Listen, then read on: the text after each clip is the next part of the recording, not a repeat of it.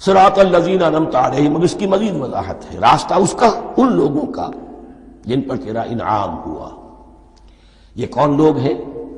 اس کی وضاحت آپ کو ملے گی سورہ نساء میں۔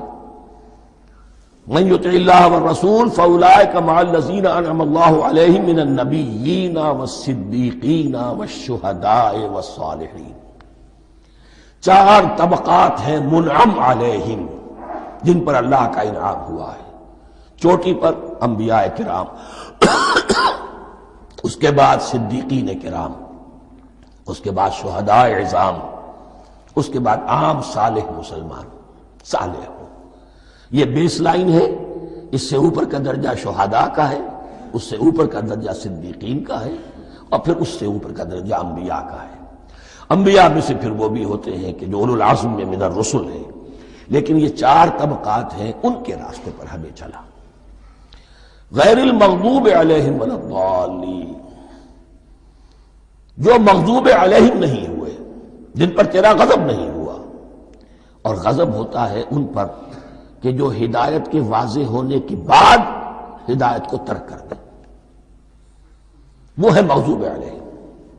جنہیں ہدایت مل گئی ہو، ہدایت کو پہچان لیا ہو، پھر اپنی شرارت نفس کی وجہ سے، اپنی نفسانیت کی وجہ سے، اپنے تکبر کی وجہ سے، اپنے حسد کی وجہ سے وہ اس حق کو رد کر دے، اس کو ترک کر دے، ان پر اللہ کا غضب آتا ہے۔ اور اس میں اس کی بہت بڑی مثال تاریخ کے اعتبار سے یہودی ہے۔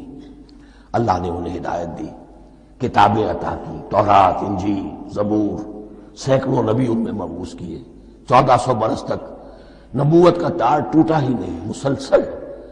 ابتدا میں بھی 2 نبی، موسیٰ اور ہارون، اور اختتام پر بھی 2 نبی، عیسیٰ اور یحییٰ علیہ السلام، اور ان کے مابین کوئی لمحہ نہیں آیا ہے تاریخ بنی اسرائیل میں جبکہ کوئی نہ کوئی نبی موجود نہ ہو۔ لیکن انہوں نے اپنی شرارت نفس کی وجہ سے ہدایت تورات سے بھی منہ موڑا، اور پھر سب سے بڑی بات یہ کہ ہدایت محمدی سے، ہدایت قرآنی سے بھی صلی اللہ علیہ وسلم منہ موڑا۔ وہ ہے مغضوب علیہم ولا الضالین، اور نہ ہی گمراہ ہوئے۔ یہ لفظ جو آتا ہے عربی زبان میں، گمراہ کا بھی ہے اور تلاش حق میں بھٹکنے والے کا بھی ہے۔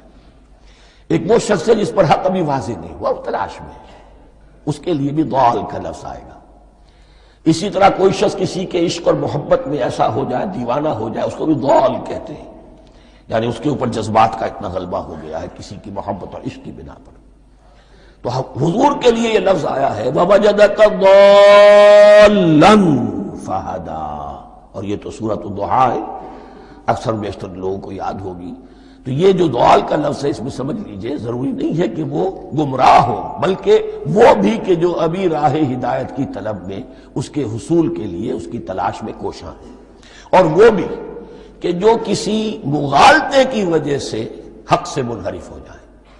یہ بھی جان لیجئے کہ ایک ہے بدنیتی، تکبر، حسد، حق کو جان کر پہچان کر رد کر دینا یا چھوڑ دینا یا ترک کر دینا۔